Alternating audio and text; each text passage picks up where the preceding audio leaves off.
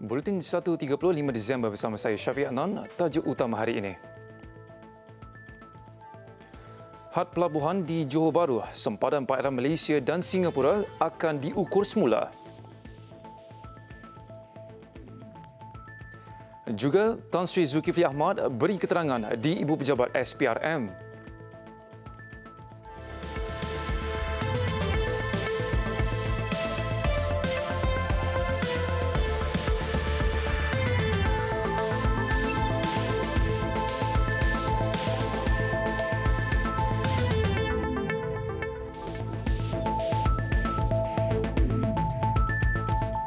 Assalamualaikum dan salam sejahtera. Sempadan perairan Malaysia dan Singapura akan diukur semula. Perdana Menteri Tun Dr. Mahathir Mohamad berkata, langkah itu bagi memastikan had pelabuhan di Johor Bahru tidak melepasi sempadan kedua-dua negara bagi mengelak sebarang pertikaian berkaitan pada masa depan. Kita boleh ukur lah betul ke ataupun tidak. Mereka, garisan mereka tu tak kena. Kita masih ada dalam kita punya own waters. Singapura sebelum ini dilaporkan membantah rancangan Malaysia memperluaskan had pelabuhan di Johor Bahru dan menyifatkannya sebagai menceroboh perairan wilayah terbabit. Kementerian Pengangkutan Singapura dalam satu kenyataan berkata, pihaknya meminta Malaysia menghentikan sebarang tindakan lanjut dan mematuhi pemberitahuan Gazette untuk mencerminkan kedaulatan Singapura terhadap perairan itu. Ia turut mendakwa kapal Malaysia melakukan pencerobohan ke atas perairan wilayah Republik itu sejak 2 minggu lalu di luar pantai Tuas terletak di barat negaranya.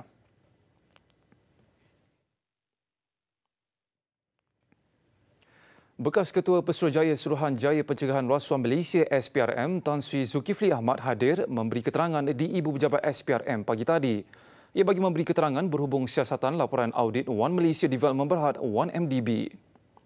Beliau yang merupakan antara individu pertama mengetuai siasatan skandal 1MDB sebelum ini tiba di SPRM kira-kira jam 10.25 pagi dengan menaiki sebuah kenderaan utility sukan SUV. 25 November lalu, Ketua Audit Negara Tan Sri Madinah Mohamad mendedahkan laporan akhir audit 1MDB telah dipinda atas arahan bekas Perdana Menteri Datuk Seri Mohamad Najib Tun Razak. Tan Sri Madinah turut mendakwa bekas Ketua Setiausaha sulitnya Syukri Saleh pada Februari 2016 mengarahkan bahagian yang menyebut tentang kehadiran ahli perniagaan Low Tech Joe atau JOLO pada mesyuarat lembaga pengarah 1MDB dikeluarkan daripada laporan itu.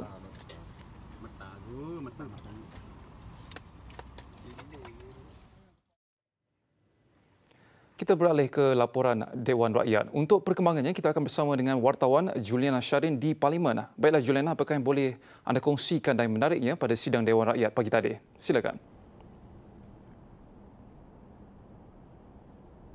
Syafiq, kerajaan komited untuk memisahkan kuasa antara pendakwa raya negara dan juga peguam negara. Parlimen bagaimanapun diberitahu perkara berkenaan tidak dikemukakan di Dewan Rakyat buat masa ini. Ia berikutan kekangan dari segi tiadanya kuasa 2/3. Timbalan Menteri di Jabatan Perdana Menteri Muhammad Hanifah Maidin berkata, pemisahan kuasa berkenaan boleh dilakukan jika perlembagaan negara dipinda. Dan dalam nak minda perlembagaan, Tuan Speaker, kita perlukan ikut perlembagaan berdasarkan perkara 159/3. Dia memerlukan 2/3. Jadi buat masa ini kita rasa kita tidak ada 2/3 dan kita tak mahu ambil risiko bila kita bentang ini mungkin tidak diluluskan. Jadi kita buat masa ini tidak ada lagi. Tapi saya nak beritahu dengan Sungai Petani, memang perkara ini telah dibincangkan, cumanya belum ada keputusan untuk bawa ni. Mungkin akan berlaku lah, tapi saya tak tahu bila lah. Beliau menjawab persoalan ahli Parlimen Sungai Petani, Datuk Johari Abdul, mengenai perkembangan terkini perancangan memisahkan peranan pendakwa raya negara dengan peguam negara. Telah pun ada satu perubahan besar. Turut dimaklumkan di Dewan Rakyat, kedudukan Universiti Malaya UM yang meningkat dari tangga 114 kepada 87. Ia berdasarkan Quarterly Simon QS World University Ranking 2019. Adakah kementerian sekarang menggunakan PPPM sebagai panduan dalam melaksanakan tugas harian di kementerian. Plan ini memang masih kita akan angkat semangatnya. We will still carry the spirit. Tetapi dari segi pelaksanaan, sekarang kita masih di dalam midterm review. Jadi kalau kita selepas midterm review ini, kita akan nampak jurangnya di antara sasaran kita dan juga plan pelaksanaan kita. Dan selain daripada itu, mungkin ada sasaran yang sekarang sudah tidak menjadi relevan lagi. Kita perlu ubah plan tindakan kita. Ini akan kita buat keputusan selepas kita habiskan itu midterm review. Jadi saya rasa tak perlu risau dan janganlah putar balik. Bagi kita ranking is important. Tak putar balik, menteri yang buat keputusan membuat keputusan demi keputusan. Selain UM, turut dimaklum kedudukan 4 lagi universiti tempatan. Kedudukan Universiti Kebangsaan Malaysia UKM meningkat dari 203 ke 184, Universiti Putra Malaysia UPM 229 ke 202, Universiti Sains Malaysia USM di tangga 264 ke 207 dan Universiti Teknologi Malaysia UTM di kedudukan 253 ke 228. Kementerian Pendidikan turut mensasarkan kadar keboleh pasaran graduan meningkat dari 75% kepada 85%. Zon pembangunan lapangan terbang antarabangsa Kuala Lumpur KLIA Aeropolis berkeluasan 9,012 hektar dijangka menjana 208,300 peluang pekerjaan pada tahun 2055. Dewan Rakyat dimaklumkan projek mega itu juga mensasarkan keluaran dalam negara kasar KDNK terkumpul sebanyak 319 bilion ringgit menjelang tahun 2060. Pada masa ini, kerajaan hanya memfokuskan kepada pembangunan KLIA Aeropolis yang telah dikenal pasti sebagai salah satu daripada teras strategik dalam Pelan Perniagaan Malaysia Airports Holding Berhad MAHB. Katanya cadangan membangunkan Aeropolis di lapangan terbang yang lain akan dipertimbang setelah KLIA Aeropolis mencapai sasarannya. Persidangan Dewan Rakyat ketika ini sedang berhenti berehat dan akan bersambung semula jam 2.30 petang nanti. Dan dengan itu, sekian sahaja laporan dari Parlimen, kembali semula ke Sri Pentas. Syafiq. Bella, terima kasih Juliana langsung dari Parlimen. Kita terus saja ke laporan yang berikut.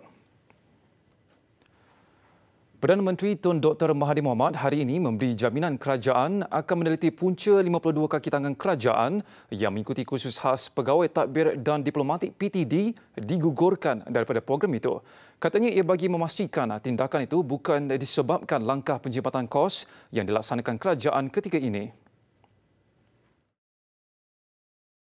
Kita akan selidik perkara ini. Kita tak nak sesiapa jadi mangsa dalam usaha kita untuk mengurangkan kos pentadbiran negara. Beliau berkata demikian ketika diminta mengulas isu 52 kaki tangan kerajaan yang mengikuti kursus khas PTD yang telah digugurkan daripada program berkenaan. Mereka yang ditamatkan termasuk 4 pegawai kontrak yang secara automatik kehilangan pekerjaan, manakala baki 48 pegawai pula diarah kembali ke jawatan lama dengan segera. Penawatan kontrak itu berlaku selepas Institut Tadbiran Awam Negara Intan dan Jabatan Perkhidmatan Awam JPA menaikkan grade lulus daripada B kepada A tolak bagi program diploma pasca Siswazah Pengurusan Awam DPA.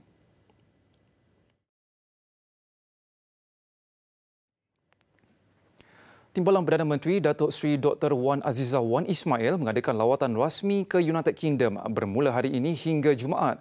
Ini lawatan pertama beliau ke United Kingdom sejak menjawat Timbalan Perdana Menteri. Dalam rawatan rasmi 3 hari itu, Timbalan Perdana Menteri antara lain akan menyampaikan ucap tama di Forum Kepimpinan Muslim Sedunia keempat di London dengan tajuk Peranan Wanita dan Kanak-kanak Perempuan dalam mencapai matlamat pembangunan mampan pertubuhan bangsa-bangsa bersatu menjelang 2030. Timbalan Perdana Menteri juga dijadual bertemu dengan Menteri bagi Hal Ehwal Commonwealth dan Pertubuhan Bangsa-Bangsa Bersatu PBB dan Pertutusan Khas Perdana Menteri mengenai kebebasan agama atau kepercayaan Lord Ahmad of Wimbledon. Datuk Seri Dr. Wan Azizah juga dijadual menghadiri sesi perbincangan meja bulat yang akan dianjurkan oleh Asia House serta mengadakan lawatan ke Pusat Pengajian Islam Oxford OCIS dan akan terbabit dalam sesi perbincangan dengan cendekiawan. Bertemu kembali. Polis mengesahkan insiden letupan di pusat membeli belah City One di Kuching, Sarawak semalam tiada unsur jenayah.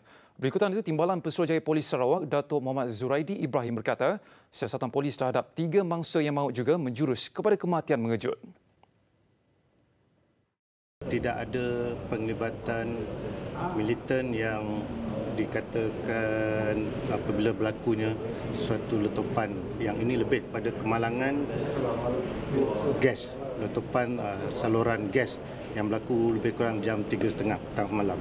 Jadi saya nak tegaskan di sini, pihak polis telah menjalankan siasatan dan kita tidak ada unsur-unsur jenayah dan juga yang berkaitan dengan militan. Beliau ditemui selepas melawat lokasi kejadian kira-kira jam 11.30 pagi tadi. Insiden letupan semalam menyebabkan 3 mangsa maut, manakala 41 yang lain cedera dengan 3 daripada mangsa masih kritikal.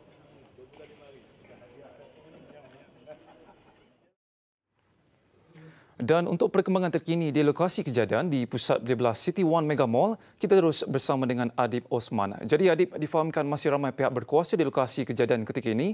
Mungkin boleh kongsikan apakah perkembangan terkini siasatan oleh pihak bomba. Silakan Adib.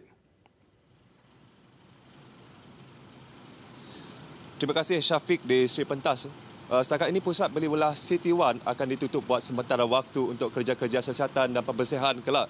Dan apa yang boleh saya laporkan setakat ini, pihak bomba sedang giat menjalankan siasatan di bahagian tengah aras bawah bangunan ini, dan sejak awal pagi tadi pihak mereka telah pun berjaya mengumpul sampel-sampel penting yang telah pun dibawa di Mamal untuk diuji kaji.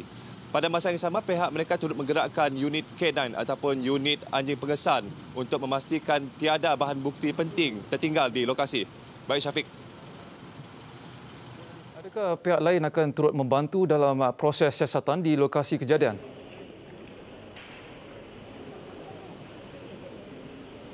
Baik, sebentar tadi saya berpeluang bercakap dengan pengarah Jabatan Bomba dan Penyelamat Negeri iaitu Khairuddin Rahman, dan beliau memberitahu bahawa pihaknya akan dibantu oleh pasukan forensik daripada Putrajaya. Dan pasukan forensik berkenaan akan menjalankan siasatan rapi ke atas sampel-sampel yang telah diperolehi dan mereka dijangka akan tiba pada petang ini. Dan beliau turut menegaskan bahawa kononnya ada maklumat menyatakan bahawa bangunan ini tidak selamat dan letak adalah tidak benar sama sekali. Baik Syafiq, saya kira setakat itu saja yang boleh saya laporkan. Kita kembali ke Sri Pentas. Silakan. Baik, terima kasih Adib langsung dari Kuching, Sarawak. Kita terus saja ke laporan berikut. Usaha meninjau sumber nilai dan pertumbuhan baru perlu dilakukan dalam kalangan pemain automotif, khususnya membabitkan teknologi industri 4.0. Menurut Menteri Perdagangan Antarabangsa dan Industri, Datuk Daryl Liking, ini penting kerana ia dapat meningkatkan kedudukan pemain sejajar perubahan ekosistem yang terkandung dalam Semakan Polisi Automotif Negara NAP. The revised policy will be covering the entire automotive ecosystem and be underpinned by the new elements of technology, namely the next generation vehicles, mobility as a service, and industrial revolution 4.0, including artificial intelligence. 2018. Beliau berucap pada Majlis Anugerah Kereta Tahunan Malaysia COTY 2018 semalam. Acara itu turut mengiktiraf Perdana Menteri Tun Dr. Mahathir Mohamad sebagai penerima anugerah pertama Anugerah Automotif Seumur Hidup KOTI. Anugerah utama menyaksikan Fuso 3008 1.6 aktif dinobat kereta terbaik Malaysia 2018. Manakala Presiden Persatuan Automotif Malaysia MAA Dato' Aisyah Ahmad merangkul anugerah Personaliti Automotif 2018.